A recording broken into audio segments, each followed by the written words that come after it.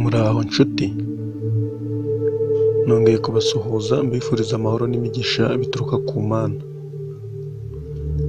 Uyu munsi ngiye kukubwira ibintu by'ingenzi byakwereka ko umuntu atangiye kugukunda.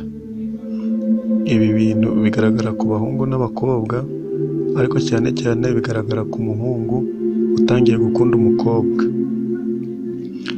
Ibi bintu bitanu bigaragaza neza ko umuntu yatangiye kugukunda. Icya mbere, umuhungu utangiye kugukunda azatangira kuguhamagara kenshi kuri telefone, ari nako akoherereza utumesaje twinshi dutandukanye.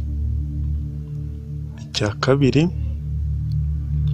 umuhungu utangiye kugukunda uzabona kenshi nk'igihe akubonye uri kure ye agupepera anagusekera.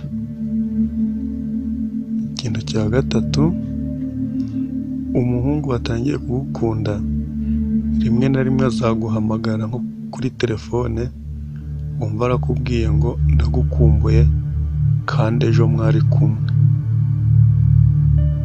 Icya kane,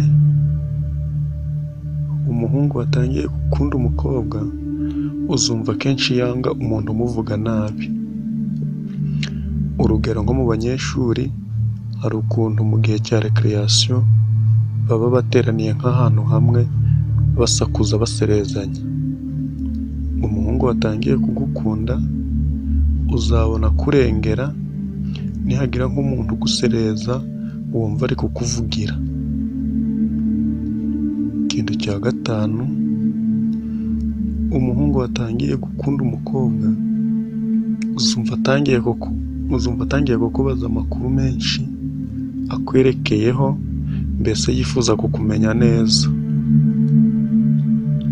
Ibi bintu tumaze kubona rero ko ari bitanu, nubibona ku muhungu uzamenye ko nta kabuza yatangiye kugukunda.